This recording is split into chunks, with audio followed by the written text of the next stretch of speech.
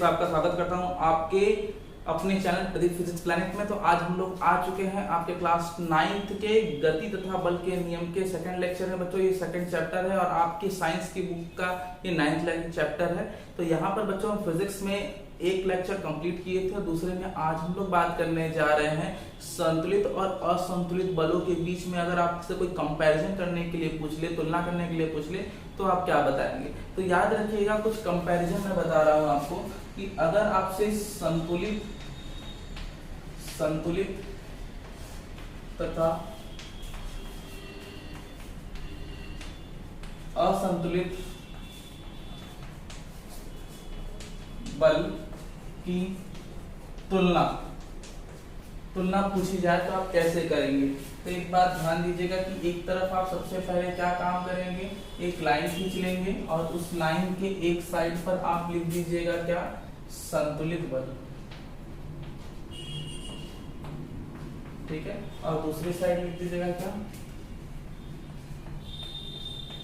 असंतुलित बल। पहले बात करते हैं संतुलित बल। देखिए बच्चों, सबसे पहले ये बता दें मैं कि किसी वस्तु पर अगर बहुत सारे बल लग रहे हैं और वो वस्तु संतुलित बल के अंतर्गत है तो वस्तु पर नेट या परिणामी बल सदैव शून्य होगा। परिणामी बल सदैव शून्य होगा, याद रखिएगा, ठीक। ये पहली बात हो गई।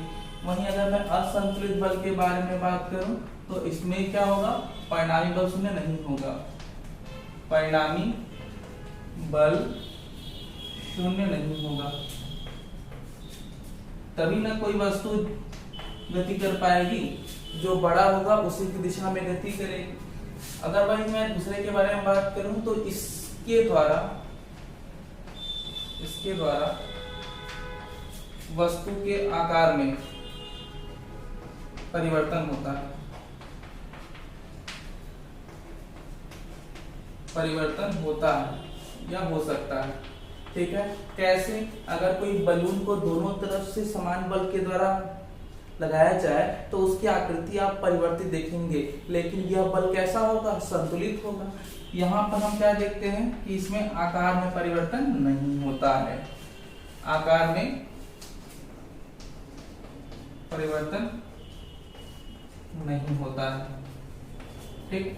वहीं अगर मैं तीसरे के बारे में बात करूं यहाँ पर, तो इस केस में क्या होता है कि अगर आपने किसी वस्तु के संतुलन बल के बारे में बात करी तो वस्तु विराम में रहती है, वस्तु विराम में रहती है, मतलब गति नहीं करेगी, ठीक, संतुलन बल के अंतर्गत। वहीं अगर मैं इसके बारे में बात करूं तो वस्तु गतिमान होती है, गतिमान होती है, ठीक है। इसमें संतुलित बल के अंतर्गत वस्तु के चाल या फिर विराम में कोई परिवर्तन नहीं होता है। चाल में अगर कोई चाल से गति कर रही है तो उसके चाल में कोई परिवर्तन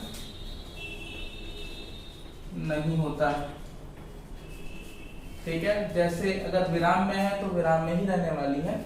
और यहाँ पे अगर मैं बात करूं कि अगर असंतुलित बल कार्य कर रहा है तो वस्तु की चाल में परिवर्तन होता है, चाल या वेग में परिवर्तन होता है। बात समझ आ गई। तो ये सारी चीजें आपने कंपैरिजन देख लिया। आगे बढ़े।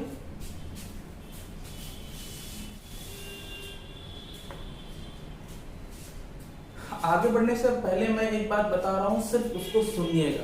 तो अगर हम किसी वस्तु को किसी तल पर छोड़ते हैं या फिर अगर छोड़ करके गति कराना चाहते हैं तो वस्तु की गति का विरोध करने के लिए हमेशा तल वस्तु को रोकना चाहता है। तो वस्तु और तल के बीच में एक बल कार्य करता है जो वस्तु की गति का विरोध करता है। तो तल द्वारा वस्तु की गति का विरोध करने के लिए एक बल कार्य किया जाता है, वो बल लगाता है और उस बल को कहा जाता है घर्षण बल। तो घर्षण बल वह बल है जो किसी वस्तु के गति का विरोध करती है। तो याद रखिएगा, मान लीजिए अगर आपसे कोई बोलता है कि अगर हम किसी गेंद को जमीन पर इस तरह छोड़ देते हैं, ढकेल देते हैं और आगे चलेगी तो क्या वो चलती रहेगी? तो आप कहेंगे देखिए, सामान्य तौर पर मैं बताऊं कि सरफेस वस्तु की गति का विरोध करेगा जिससे वस्तु जल्द ही रुक जाएगी, लेकिन ये आपका प्रैक्टिकल केस है। अगर मैं इसको इग्नोर कर दूं, अगर घर्षण ना होता तो वस्तु सदैव के लिए चलती रहती। तो घर्षण हमारी लाइफ में एग्जिस्ट करती है, आपकी जानकारी के लिए जरूरी है, याद रखिएगा। बस आगे हम बात करने जा रहे हैं गैलीलियो का प्रयोग।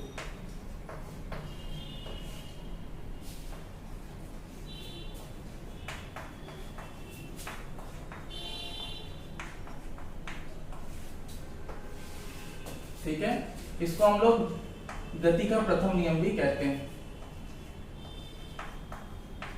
गति का प्रथम नियम बेसिकली मैं बता दूं कि गति के जो बेसिक 3 नियम होते हैं, उनमें पहला नियम गैलीलियो के ही द्वारा प्रपोज किया गया था। बाद में न्यूटन ने इसमें कुछ छोटे मोटे चेंजेस करके अपने गति के नियमों में इसे पहला नियम बताया। तो गैलीलियो का नियम एक्चुअली है क्या और वो किस तरीके से इस नियम को समझाते हैं, आइए थोड़ा समझिए जाए। यहाँ पर उन्होंने इस प्रयोग को समझाने के लिए एक काम किया और उसके लिए एक आनत तल ले लिया। एक आनत तल पर उन्होंने कांच की गोली को लेकर के सबसे ऊपर रख दिया और इसको मुक्त रूप से छोड़ दिया। जब इसको वो मुक्त रूप से इस पर छोड़ देते हैं तो ये रोल करते हुए नीचे की ओर आती है, और जब ये नीचे की ओर पहुंचती है तो इसके वेग में निरंतर वृद्धि होती है और निरंतर वृद्धि होकर ये मैक्सिमम वेग यहाँ पर प्राप्त कर लेती है। ठीक है, तो इससे उनको एक आइडिया मिला कि यहाँ पर कोई बल है जिससे इसके वेग में वृद्धि हुई। ओके फाइन, ये सारी चीजें देखने के बाद फिर से उन्होंने क्या किया कि इस बार आनत तल के ठीक सामने एक और आनत तल इस तरीके से लगा दी, और इस बारी उन्होंने क्या ऑब्जर्व किया कि जब वो आनत तल पर इस बॉल को छोड़ते हैं तो फिर यहां से गिरते हुए फिर ये ऊपर उतनी ही ऊंचाई प्राप्त कर लेती है। ठीक, उतनी ही ऊंचाई पर दूसरे तल पर पहुंच जाती है। ये बात क्लियर हुई कि जब यहाँ पर वस्तु नीचे की ओर बढ़ रही थी तो इसके वेग में वृद्धि हुई, और वही बल वापस से जब इसका वेग बढ़ गया तो वही बल वापस से इसके ऊपर कार्य करता है, लेकिन इस बारी वो इस असंतुलित बल के रूप में होगा। यह असंतुलित बल इस वस्तु के क्या वेग में कमी करती है और वापस वहीं पर पहुंचा देती है जहां से वह जिस ऊंचाई से चली थी। मतलब ऊंचाई जो आपको देखने को मिली वो समान देखने को मिली। ठीक, ये सारे तथ्य क्या प्रूफ करते हैं, अभी हम लोग धीरे धीरे बातें क्लियर करेंगे। तो पहले केस में देखा कि जब वो यहाँ से इसको छोड़ते हैं तो वो मैक्सिमम वेग यहाँ प्राप्त करती है। ठीक, अब फिर दूसरे प्रयोग में उन्होंने ऑब्जर्व किया कि यहाँ पर एक आनत तल के सामने दूसरे आनत तल को रख दिया, यहाँ से जब ये गिरती है तो वापस उतनी ऊंचाई पर पहुंचती है। और थोड़ा डिटेल में जाने के लिए उन्होंने क्या किया कि एक बार किसी आनत तल पर किसी बॉल को छोड़ते हैं और फिर इस बार डिफरेंट आनत तल को ले लेते हैं। तो एक बार उन्होंने सबसे पहला आनत तल लिया A, इस बार दूसरा आनत तल लिया B, इस बार तीसरा आनत तल लिया C, और इसे किसी P वाले तल से उन्होंने गिराना शुरू किया। जब वो यहां से गिराते हैं तो फिर ये जब ऊपर पहुंचती है तो तब ये ऊपर पहुंचती है, तो जब इस पर गिराते हैं इधर से तो ये इस पर पहुंचती है, फिर जब ये इस पर पहुंचती है तो उन्होंने एक चीज नोटिस किया कि आप जब किसी आनत तल से गेंद को छोड़ते हो तो किसी भी अलग अलग झुकाव, चाहे वो सबसे ज्यादा झुकाव हो, ज्यादा ढलान है, इसमें कम ढलान है, इस पे और कम, लेकिन भिन्न भिन्न ढलानों पर जब ये गेंद चलती है तो एक बात इसमें देखने को मिली कॉमन कि ये हर बार बराबर ऊंचाई तय करती है। तो यहाँ पर बात क्लियर हो रही है कि वस्तु पर कोई ऐसा बल कार्य कर रहा है जिससे वस्तु की गति जो है निरंतर कम होती जाती है और यह असंतुलित बल के रूप में वस्तु पर कार्य करेगी। यहाँ पर एक और बड़ा तथ्य निकल के सामने आता है कि किसी वस्तु की गति का यहाँ विरोध जो हो रहा है वो हर केस में बराबर हुआ है और इस तरीके से वस्तु के वेग में कमी देखने को मिलती है। तो यहाँ पर एक सबसे इंपॉर्टेंट नियम निकल के आता है कि यदि कोई वस्तु गति कर रही है तो उसकी गति पर अगर कोई बाहर से असंतुलित बल कार्य करेगा तो वस्तु गतिमान नहीं रह पाएगी, वस्तु जल्दी ही रुक जाएगी। इतना होने के बाद फिर उन्होंने इस बात को दिखाने के लिए फिर उन्होंने एक एक्सपेरिमेंट किया और इस बार उन्होंने एक्सपेरिमेंट में बॉल को किसी अनंत तल से छोड़ा और इस बार अनंत तल से छोड़ने के बाद वो देखते क्या है कि यहां से जब ये लुढ़का तो फिर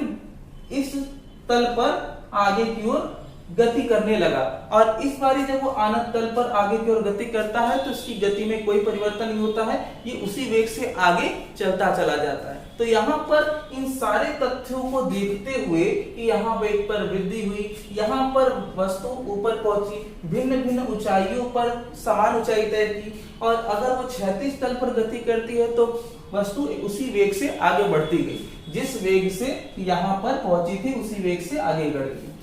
यहाँ पर इन सारे तथ्यों को मिलाकर उन्होंने एक नियम बताया जिसे गति के प्रथम नियम में रखा गया। इस नियम के तहत यदि कोई वस्तु गति करती है, किसी भी तरीके से गतिमान है, तो उसकी गति में कोई परिवर्तन नहीं होगा। अगर गति में कोई परिवर्तन नहीं होगा, कब नहीं होगा? जब उस पर कोई बाहर से असंतुलित बल कार्य न करे, बाहर से कोई बल कार्य न करे, तो उसकी गति में कोई परिवर्तन नहीं होगा। और यदि उस पर कोई असंतुलित बल कार्य करता है तो उसकी गति में परिवर्तन होगा, वो बढ़ भी सकता है और घट भी सकता है। तो ये सारे एक्सपेरिमेंट से गति के प्रथम नियम की पुष्टि हुई। तो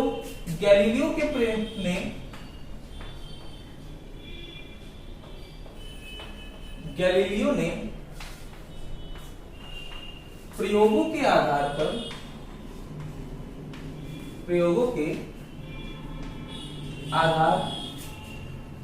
पर यह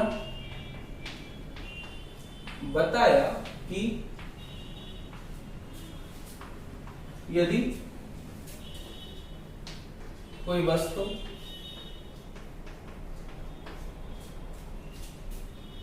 किसी क्षैतिज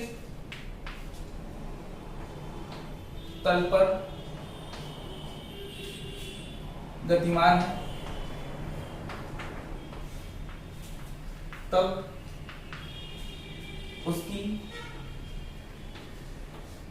गति नियत रहती है, मतलब उसका वेग नहीं बदलेगा, नियत रहती है। परंतु ये डायग्राम हम मिटा रहे हैं, लेकिन ये चारों डायग्राम आपको बनाना है, पहला, दूसरा, तीसरा, चौथा। ये सारे डायग्राम आप ABC करके D करके ऐसे ही लाइन से बना लेंगे, याद रखिएगा।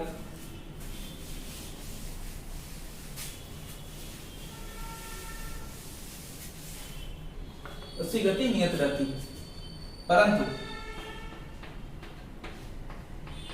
बाय असंतुलित बल के कारण वस्तु के वेग में अथवा गति में परिवर्तन होते हैं, गति में परिवर्तन होते हैं। बात समझ आ गई? तब देखने को मिला ये तब देखने को मिलेगा जब उस पर कोई बाह्य असंतुलित बल कार्य करेगा, तो उसमें परिवर्तन जरूर देखने को मिलेगा। जो ढलान पर आपने देखा वो सारी चीजें परिवर्तन को रिप्रेजेंट करती थी। अर्थात यदि कोई वस्तु पर कोई बल कार्य न करे तब वस्तु की स्थिति अथवा अवस्था में परिवर्तन नहीं होता, परिवर्तन नहीं होता तथा बाह्य बल की उपस्थिति में इसकी अवस्था मतलब गति की अवस्था अथवा विरामावस्था, गति की अवस्था में परिवर्तन होते हैं।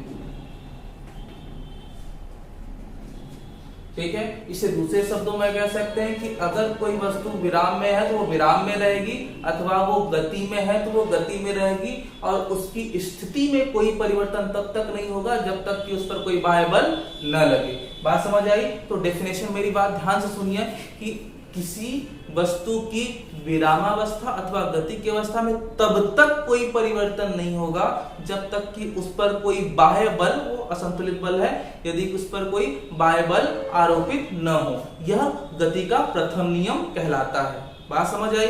शब्दों में आप इसे लिख पाएंगे, इतना कंप्लीट करेंगे गति का प्रथम नियम।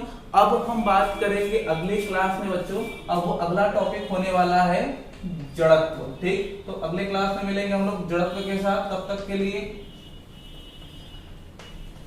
इतनी टॉपिक को कंप्लीट कर लीजिए और अगले क्लास का वेट करिए।